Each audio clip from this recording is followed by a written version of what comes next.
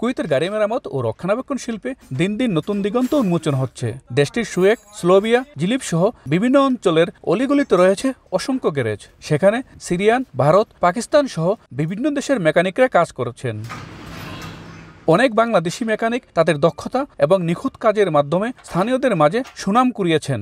বাংলাদেশিরা শুধু গাড়ির সাধারণ মেরামত নয়, বরং অত্যন্ত জটিল প্রযুক্তিগত কাজেও পারদর্শী। বিশেষ করে গাড়ির engine, transmission, brake system, painting এবং বৈদ্যুতিক সমস্যার সমাধান করার ক্ষেত্রে তারা দক্ষতার পরিচয় দিয়েছেন। স্থানীয় বাজারে নিজেরা একটি শক্তিশালী অবস্থান তৈরি করেছেন। এখানে সব ধরনের গাড়ির কাজ করি আমরা। আমি বর্তমানে এখন সাসপেনশনের কাজটা বেশি করি, মেকানিকের কামটা করি।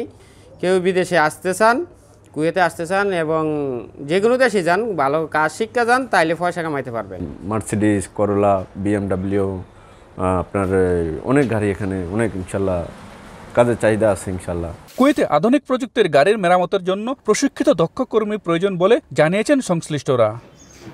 কুয়েতে গাড়ি মেকানিক হিসেবে বাংলাদেশের শ্রমিকদের অবস্থান শুধু শক্তিশালী হচ্ছে না, বরং তাদের জন্য নতুন নতুন সুযোগ তৈরি হচ্ছে বলে মত সংশ্লিষ্টদের। কুয়েত থেকে মঈন সুমন, সময় সংবাদ।